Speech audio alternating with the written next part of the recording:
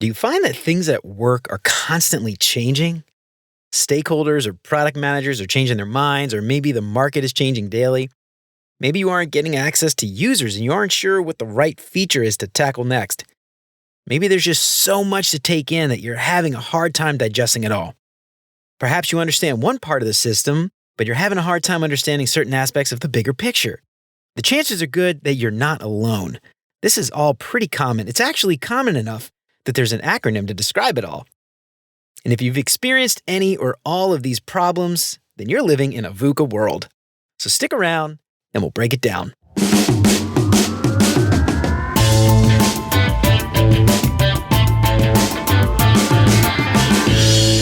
What's up, UX fam? How's your mom and them? Welcome to another episode of Beyond UX Design. I'm Jeremy. If you're new here, welcome to the show. I am super stoked to have you. And if you haven't done it already, please consider subscribing to the show wherever you listen to podcasts. And if you are a regular here and you feel like you're getting something out of the show, I would really appreciate you leaving a 5-star review. Not just 5 stars, I'm talking about a couple sentences. That'll help me out way more than you can imagine. And I have some exciting news. I'd like to welcome a brand new patron to the show. Stacy, thank you so much for your support. It means so much to me that you found any of this stuff helpful enough to support the show. And I'm humbled that you're finding this stuff useful enough to help out every month. Thank you so much. And as always, thanks so much to Chris and Siraquan for their support.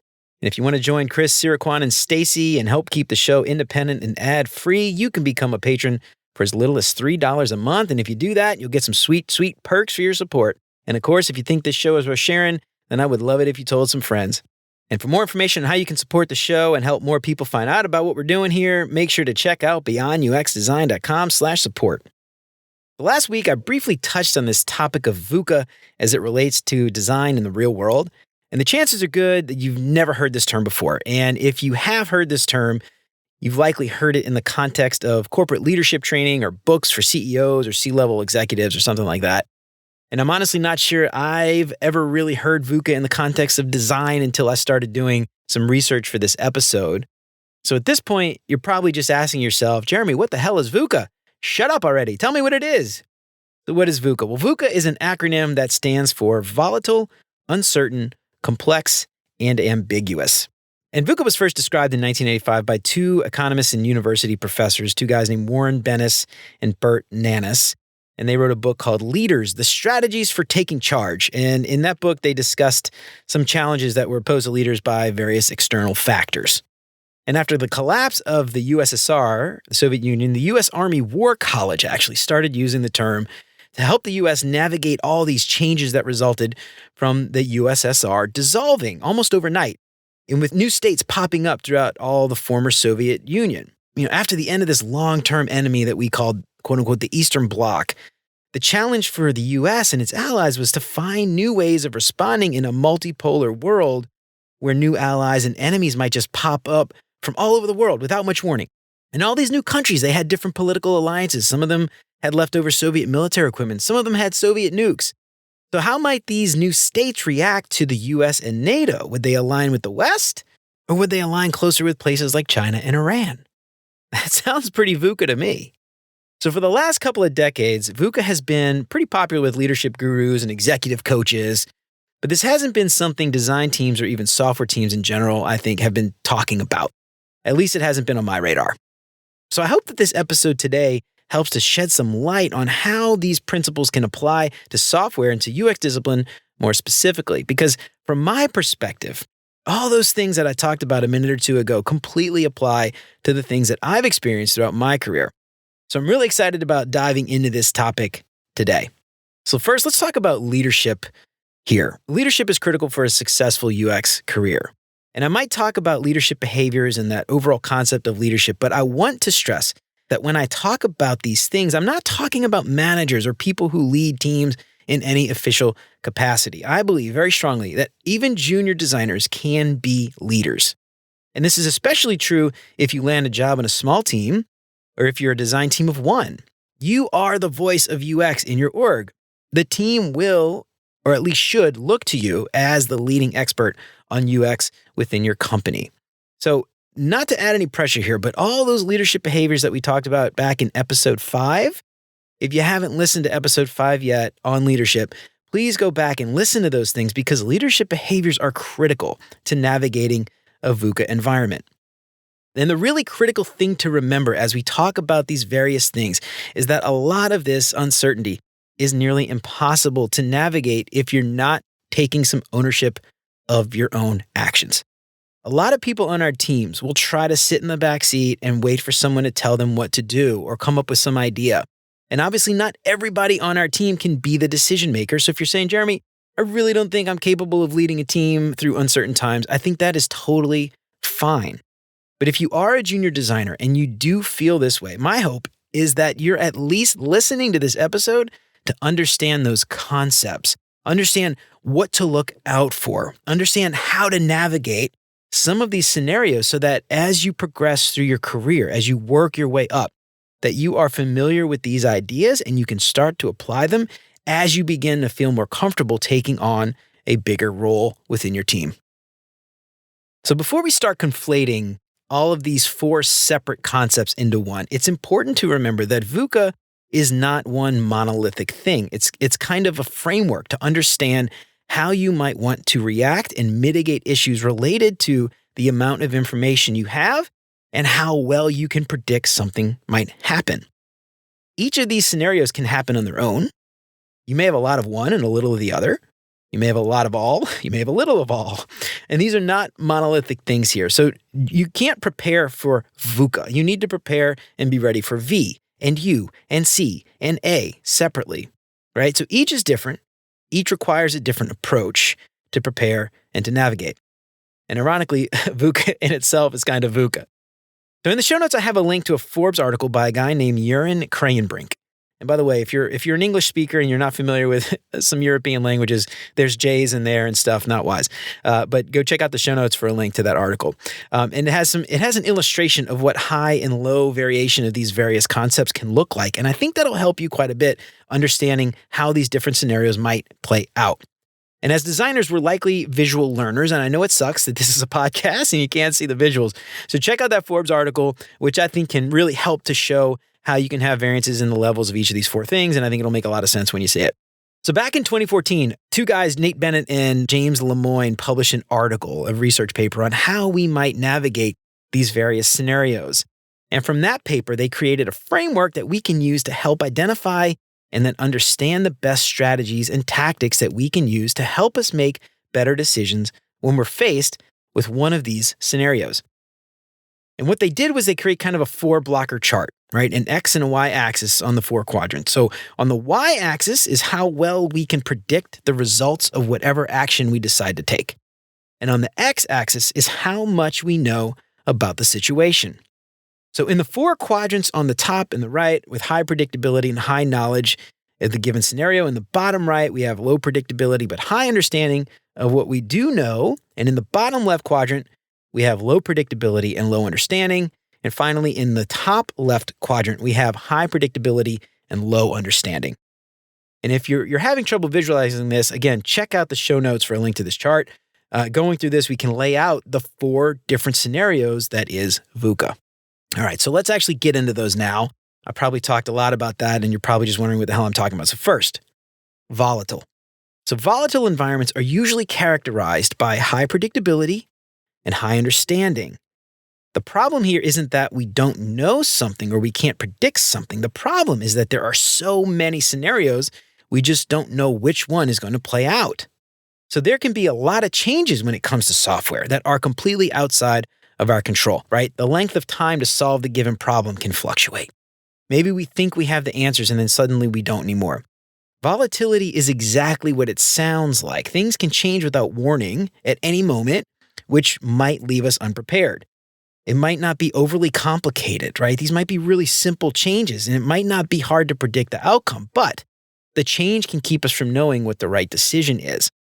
So let's think about an example. An example of this might be, a wishy-washy stakeholder or a manager who changes their mind all the time. We prepare for one scenario and then the rug is just sort of pulled out from under us at the last minute, right? Constant pivots from leadership when it comes to priorities, things like this. Some other examples might be unexpected market changes that require the team to quickly pivot their product strategy to try to stay relevant. Could be changes in technology that require the team to rapidly adapt their approach to try to accommodate some new platforms or new features. Could be new entries to the market that force the team to rapidly iterate, improve the product to stay competitive. It could be external factors like natural disasters, economic crisis, pandemic, right? These all require the team to quickly adapt to changing circumstances. All right, next, uncertain. Uncertain environments are usually characterized by low predictability, but a high understanding of the situation. And in an uncertain environment, the path forward is just not clear. There are a lot of potential scenarios that we can understand well, but we have absolutely no idea which one might play out. So an example of this might be that you know some big announcement from some government watchdog is coming, but you have no idea the direction that the watchdog will decide to go. So each scenario may impact your company in different ways. That could ultimately change the direction of your product. So the difference here between uncertain and volatile is volatile, you have no idea what might come. There's just a sudden thing, a pandemic. You had no idea the day before that the pandemic would come. In an uncertain environment, you know that something is coming, but you just don't know what it is. So that's the difference between those two. So some other examples of uncertain could be we're launching a new product in a new market. There's little data, no data available on users. We know that they're out there. We just don't know what it is. Could be dealing with conflicting feedback from users or stakeholders about the design of a product or feature. So you have ideas, you just don't know which one is right. Developing a product for new technology. It's not been widely adopted, right? This could require the team to make educated guesses about what users' needs and behaviors might be. Designing for a user base that has diverse and evolving needs. It could require the team to regularly gather feedback and adjust their approach as they see fit. All right, next, complex. A complex environment is generally characterized by high predictability and low understanding. So you can easily determine how individual scenarios might play out, but there may be so many moving parts that it's all overwhelming. So in a complex environment, there are lots of moving parts. It might not be hard to digest all of these in small chunks, but when you try to put them all together, it could be just extremely overwhelming to understand it all together, right? So for example, there could be tons of dependencies in our system. Maybe there are lots of stakeholders, right? And they all have to be brought into a conversation. Now, generally speaking, the bigger your organization is, the harder it is to keep track of all of these moving parts. So some more examples could be, you were developing a product or a feature that requires integration of multiple systems or platforms. Third-party platforms might even be harder. Working on a project with multiple stakeholders, and they all have different priorities and competing interests. We could be developing a product that requires integration with multiple third-party platforms, like I said, or systems that with varying levels of complexity and documentation. Could be working on projects with a large number of personas or use cases that require the team to prioritize, maybe balance competing needs and requirements. Okay? Ambiguous. An ambiguous environment is characterized by low predictability and low understanding.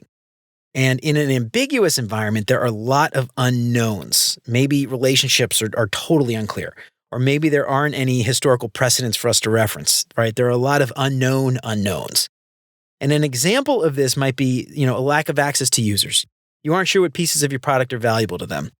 And maybe you're getting a new director and you have no idea who it will be or what they'll decide to do, right? Or you just aren't sure what exactly your next roadmap item should be.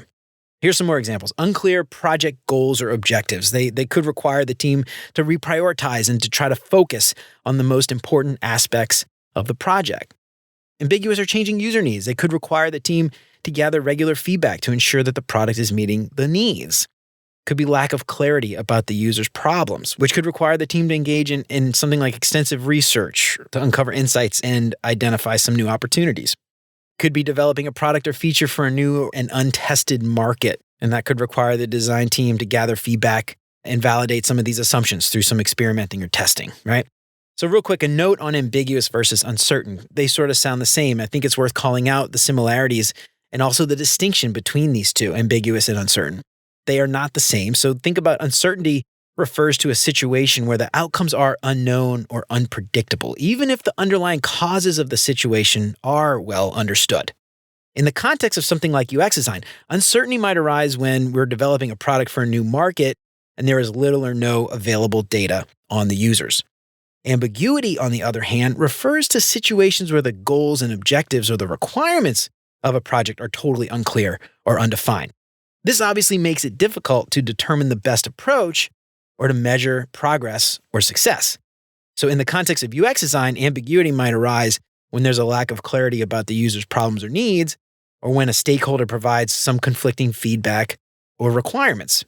So just to be clear, uncertainty relates to the predictability of outcomes, while ambiguity relates to the clarity of goals and the objectives. I hope that makes sense.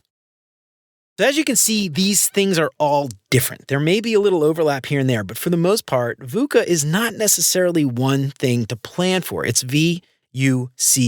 These are all different scenarios. So please don't try to conflate VUCA into a single thing. So in their research paper, Bennett and Lemoine lay out some ways to account for the various scenarios and how your team can navigate them successfully. So we're going to go through some things here, and we'll lay out some strategies and some tips and tricks on how to prepare for each of these 4 scenarios. So first, in a volatile environment, our challenge is constant change. So you need to make sure that you devote some of your time to try to hedge your bets. Maybe you don't spend all your time creating, new prototypes for each possible scenario, but at the very least, be prepared for some contingencies. Keep them in the back of your mind. Be prepared to talk about these different scenarios or concepts or ideas in a meeting. You may want to spend time working through different process maps based on the different scenarios. Or maybe you want to think about different features that may be necessary as that environment changes. Don't put all your eggs in one basket. In a volatile environment, try to build in some additional buffer time if you can, because you may need to pivot, which could cause delays. So plan for some additional time if you think you might need it. And every scenario can be different, but just keep reminding yourself that there will be change. A change is coming. So just try to be as prepared as you possibly can. All right, next, in an uncertain environment, our main challenge is a lack of foresight. So do everything that you can to understand as much as possible to understand what may happen. So focus on the users. I think that's the most important part. Conduct research, discovery to understand what the users are doing and what they actually want. And if you're working for a large company and there's uncertainty around what other teams are doing, make sure to network with your colleagues on other teams. This is huge. This could be a great way to keep your ear to the ground to find out what other teams are doing and find out what they might want to be doing in the future.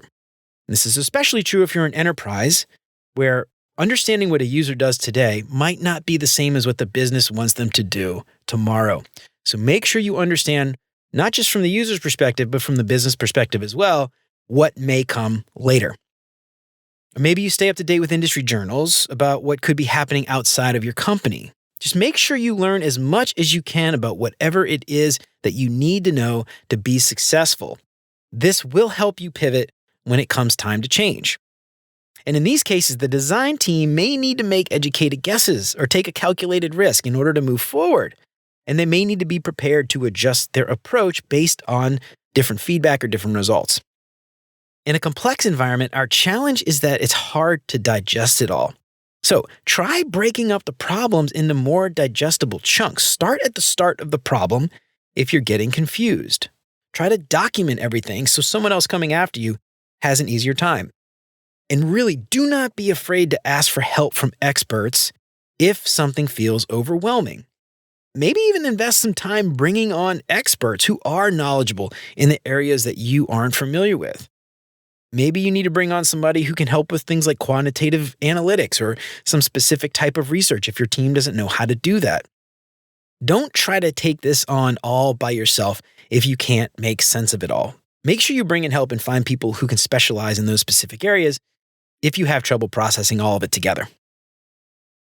All right, lastly, in an ambiguous environment, our challenge is a lack of understanding of certain aspects of the problem.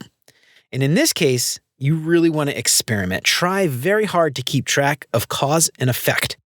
Keep track of your analytics and use data to your advantage so that you can make the best possible decision that you can make at that moment in time. And try to set up your experiments so results might be applied more broadly if you're low on resources and you can't perform a ton of research. In these cases, the design team may need to engage in extensive user research or work closely with stakeholders to try to clarify those goals and objectives in order to establish a clear direction for the project. This is where we want to think about outcomes over output. So the last thing that I want you to remember is that this information is not just for CEOs or corporate leadership training. These concepts can be applied more broadly to everyone on the software team, especially the design team. It doesn't matter where you work. I am fairly confident that these scenarios are something that you have run into before or will absolutely run into somewhere in the future. In my experience, I found that the design team is often left out of important meetings or things are handed down from various stakeholders, and the end result is often a combination of many of these things that I've talked about today for the design team. So the next time you're handed a set of requirements and something seems off, make sure you think about that level of unknowns and predictability and try to determine what type of scenario you're faced with. And from there, I think you'll be able to determine what your best course of action should be to get the best result for the users and your business. And lastly, I want to say that these concepts can be really overwhelming, especially if you've never heard about them or looked into them before. That's totally fine. It's totally fair. I first heard about these concepts years ago. I've read a few books about it, and I still wouldn't consider myself an expert on these things by any means. But my hope is that you're taking away some key concepts from this episode, and you're at least aware of these ideas. So as you run into them, you might at least know what to look for and maybe where you can even start to get some more insight. And I found a ton of useful articles for this show, so check out the show notes for some really helpful links so you can dive a little bit deeper. Well, all right, y'all. I think that's it for me for today. I hope to help give you a little more insight into this concept of VUCA and provide you some tactics on how you can thrive in that VUCA world. But I'm curious, is this the first time you've heard of any of this stuff? And if not, where'd you learn it? I'm curious. Was this in the context of design, or was it more one of those leadership training courses like I talked about? Let me know what you think on LinkedIn or shoot me an email at hello@beyonduxdesign.com. I'd love to hear from you. And if you like what you heard today, don't forget to subscribe wherever you listen to podcasts. And if you feel like you're getting something out of the show, I would love it if you left a 5-star review. Again, not just 5 stars. I'm talking about a couple sentences. That'll help me out way more than you can imagine. And if you know somebody who might find any of this stuff useful, why don't you tell them about the show? That'll help out a whole lot. And if you want to help keep the show independent and ad-free, check out those Patreon sponsor packages at beyonduxdesign.com/support. You can join Chris, Siraquan, and Stacy by supporting the show for as little as $3 per month. And there are some awesome perks like a badass holographic Beyond UX Design sticker that you can get. You can get a shout out on the show each week. There's even a package to meet with me for 30 minutes every month. Don't forget to sign up for the newsletter and check out all those past episodes at beyonduxdesign.com. I hope you keep coming back for more great UX tips from Beyond UX Design. And until next time, remember, you're more than a designer because there's so much more to UX and design. I'll see you around. Take care, y'all.